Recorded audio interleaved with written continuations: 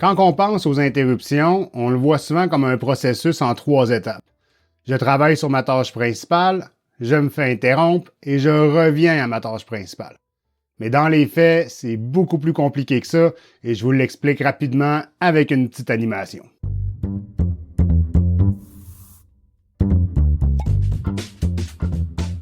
Dites bonjour à votre cerveau.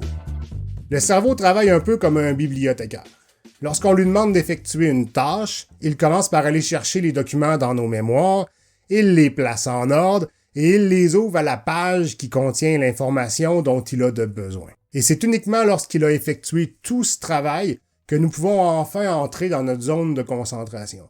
Vous savez, cette fameuse zone de concentration dans laquelle le travail se fait de façon fluide et facile, mais c'est exactement de ça dont je vous parle. Et lorsque le cerveau a terminé de travailler sur une tâche, il prend bien soin de remettre chaque page dans le bon document et de remettre chaque document à sa place pour s'assurer que nos mémoires demeurent en ordre afin qu'il puisse les consulter facilement la prochaine fois dont il en aura de besoin. Et ça, c'est le fonctionnement normal du cerveau. Mais lorsqu'on entend une notification ou qu'on reçoit un appel, notre système nerveux s'active et ça peut amener notre cerveau à vouloir consulter rapidement le message ou à prendre l'appel.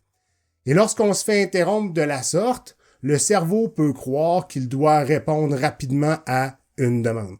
Et donc, il ne prendra pas le temps de classer les documents qu'il avait déjà ouverts.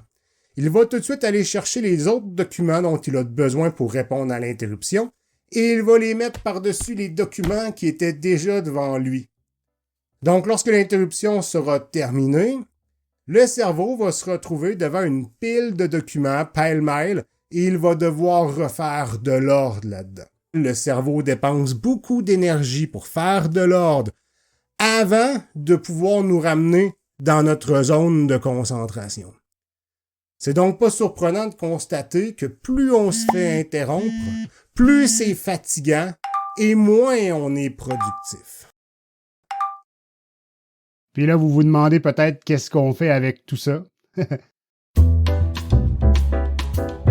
Et en fait, j'ai une bonne nouvelle pour vous parce qu'on s'en vient avec des astuces scientifiquement validées pour gérer les interruptions.